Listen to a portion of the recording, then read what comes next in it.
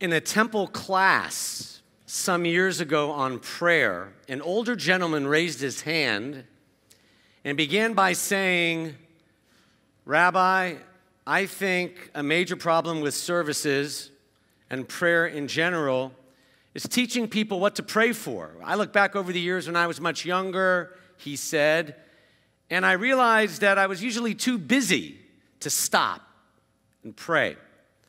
And when I did, I prayed for all the wrong things. I used to pray for success in business. I used to pray that my golf game would get better, like a kid praying for good grades. But now," he continued, "I wake up and begin my day by giving thanks for all the beauty in the world and in my life, for the spouse and family who have stayed by my side, for my children, and even my parents who are long gone. I don't know much Hebrew, Rabbi, but I say, Baruch atah Adonai, thank you, God, for a new day.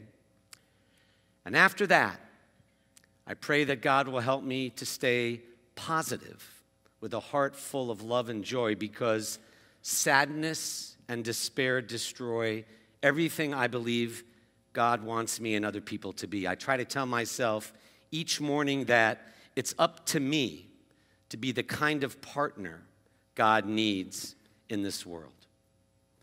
End quote. I would argue that this man gave eloquent testimony to what we call spirituality. Spirituality is a way of relating to time, a fitting subject for this New Year's Eve as we pause and think about time itself as we move from 5778 to 5779 in the Jewish calendar. Spirituality is a readiness to measure everything, every fleeting moment, against the backdrop of eternity, to believe that every event in our lives is a moment with a potential message, something we can often determine by our own design. Spirituality is the sudden awareness that in actuality, time never passes, however long or short our lives may be. It is we who pass through time. Spirituality is the capacity to realize that we can capture eternity in any given moment if we are open enough, awake enough, and eager enough. The truth is, I think everyone here has witnessed such moments. The birth of a child or grandchild, beautiful music like tonight, nonverbal communication with my daughter and son-in-law's dog, or maybe a horse or a cat, life cycle events like a family wedding, even the death of a loved one. At such moments, we recognize very quickly the meaning of a timeless experience. The awareness that what we have encountered transcends every possible boundary of ordinary reality. We and the event are one. We call it being in the moment. Or instead of those 4 words, 3 words we have chosen for this year's Temple High Holiday theme. Be here now. Be here now means many things. It means opening our eyes wider wherever we happen to be, including our magnificent cemetery you can now experience in the Temple Museum upstairs through the artistry of renowned photographer Murray Rees. I've been in the Temple Cemetery close to 1,000 times, but never saw what Murray's year-long effort has uncovered. We bury the dead, Murray said to me, but if you're fully present in the cemetery, you'll notice that it is full of life. Actually, it is brimming with life when you're truly present there, Murray said.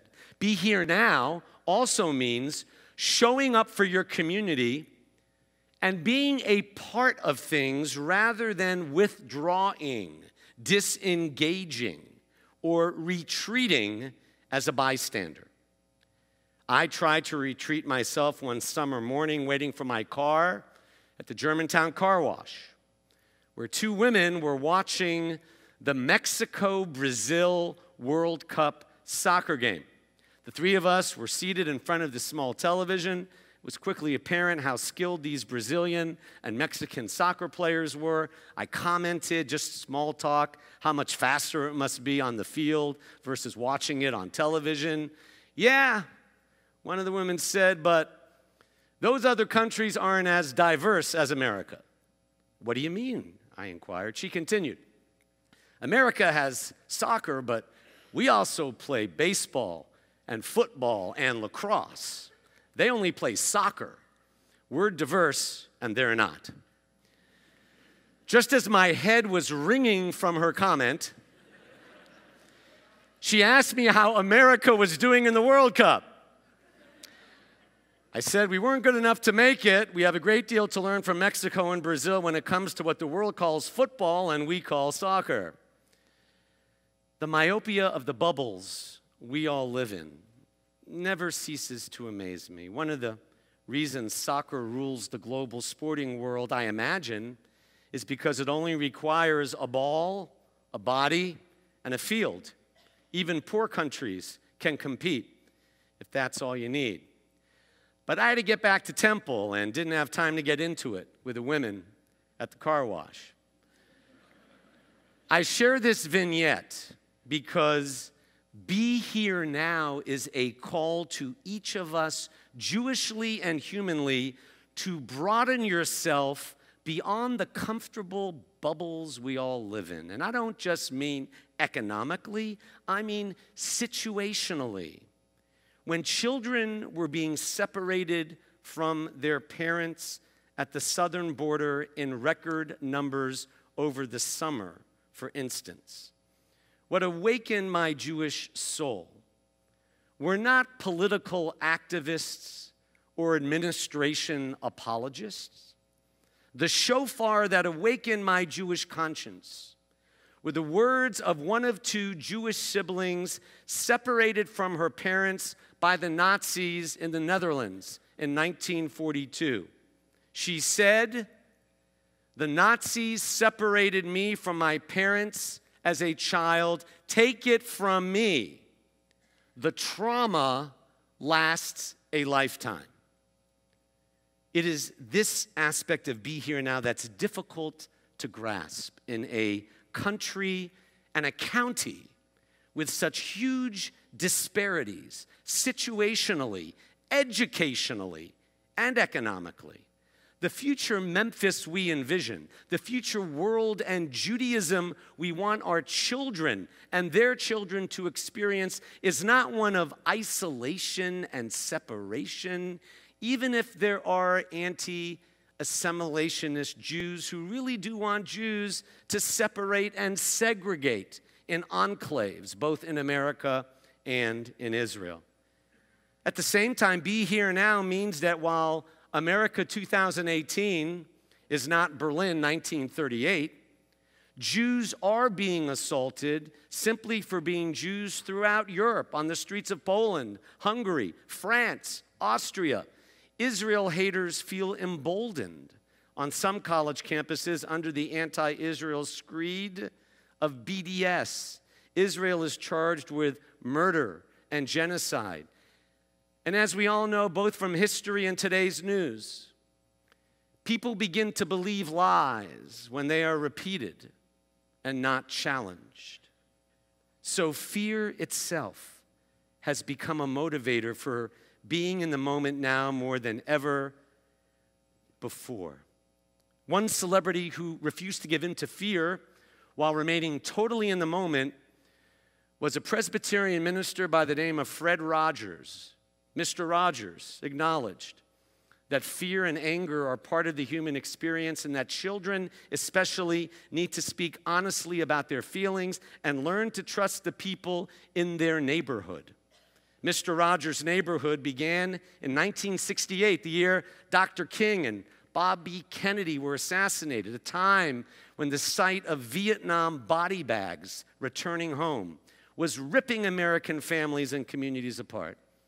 Mr. Rogers didn't dodge the political violence and racial discrimination in his day. He tackled the issues head on. He took on the culture around him that was cruel, degrading, and shallow. And how ironic that the soft-spoken Fred Rogers, depicted by some as a wimp, spoke truth to power, while many who lament the breakdown of societal norms today are too afraid to speak up. We spend more time justifying what is happening in America and the Jewish world than changing what's wrong, the way Fred Rogers did. If he could sing, "Let's make the most of this beautiful day," when our nation was literally at war in 1968, then we have no excuse 50 years later. 2 years before he died at a commencement ceremony at Middlebury College, Rogers said, "When we look for what's best in the person we happen to be with in that very moment, it is then that we are doing what God does. By appreciating our neighbor in the moment, we are participating in something truly sacred." Even as he changed into sneakers and those zippered cardigan sweaters and sang, "Won't you be my neighbor?" I want to prove to you that he was totally in the moment. How so? Most people are unaware that every sweater he put on at the start of each show was hand knitted by his mother so that he could be fully present even while doing the same daily routine. Being in the moment is especially hard for Jews. As a people, we tend to emphasize learning from the past and planning for the future. This leads to living in the past and agonizing over the future. The problem is that when you live too much in the past or constantly worry about the future, you tend to undervalue the present. Sometimes you can even miss out on what's happening right in front of you. Did you know psychological research confirms that we remember less about something when we record it on our iPhones? We remember less. Studies show that when we externalize an experience, we let this device do the job of remembering for us. Staying present in today's digital age is countercultural. It's also unnatural for many in the Jewish community who have been conditioned for historical, psychological, and emotional reasons to be preoccupied with the past and future while overlooking the here and now. Mindfulness is the new buzzword. It means giving your full attention to the moment. If you're constantly checking your phone, it's impossible to notice the miracles surrounding you, including the person right in front of you. You can't multitask mindfulness, which makes it especially hard for kids and young adults to practice. A Temple bar mitzvah boy and veteran educator Greg Graber has written a new book on mindfulness entitled Slow Your Roll, which he will talk about after Yom Kippur services next Wednesday at 12:15. I was telling Greg that mindfulness is a deeply Jewish idea. When you appreciate the cooking of tonight or tomorrow's Rosh Hashanah meal, when you take a moment to appreciate the sacrifice of whoever gave up the time to prepare it, you are being mindful. You can gobble down your food without paying attention to what you're eating, or you can take a moment and appreciate it before eating.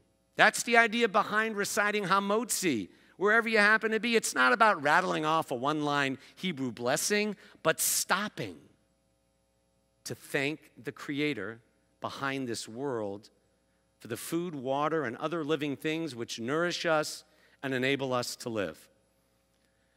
I mentioned Mr. Rogers. Another favorite character of mine is Andy Bernard from the Office television series. Andy went to my beloved Cornell University, and he wore his heart on his sleeve. on the season finale, as he was leaving the Dunder Mifflin Paper Company to join the Cornell admissions staff, Andy was excited about his new job, but he was suddenly overwhelmed with nostalgia. Andy then uttered a profound line in line with tonight's message. He said, "I wish there was a way to know you are in the good old days before you actually left them. I wish there was a way to know you are in the good old days before you actually left them." What exactly are the good old days? When do they happen and why? Ed Helms, who plays Andy Bernard, suggests that good old days are good because when we look back, we really liked ourselves in those moments, even if there were high levels of foolishness. Case in point, college, one of the great incubators for foolishness. But as Ed Helms put it regarding Andy Bernard reliving his college days, those youthful diversions are the real nectar of life. So why relegate them to the past when you can keep creating them in the moment? My friends, the purpose of these high holy days we kick off tonight is not only to give something up or take something on, it's to turn ourselves around in some significant way. And I want to suggest that we turn ourselves around in a significant way by being more present. This may require giving up our phones to be more present with the ones we love and with ourselves. It may entail being present with people from other countries, cultures, religions, races, whose different ways of thinking and living can teach us how to live more purposeful, responsible, compassionate lives. Holocaust survivor and psychiatrist Viktor Frankl reminds us, in case you didn't know, that there are only two types of people in this world. Not Jew and Gentile, not dark-skinned and light-skinned, not even man and woman. There are only two types of humans, decent and indecent. And when you find yourself in the presence of a decent person, when you are in the moment with such a person, you become a better version of yourself. I want to close with an ongoing rabbinic debate and test for you. When was the most significant moment in Jewish history? Was it A, the giving of the 10 Commandments, B, the parting of the Red Sea, C, the establishment of the modern state of Israel? I believe the answer is D, none of the above, because the most significant moment in Jewish history is right now. Right now. No matter what age or stage of life you are in, may you and those you love learn to be more present in this new year and thereby make the year ahead the most meaningful, purposeful, and blessing-filled year of all. And let us say, Amen.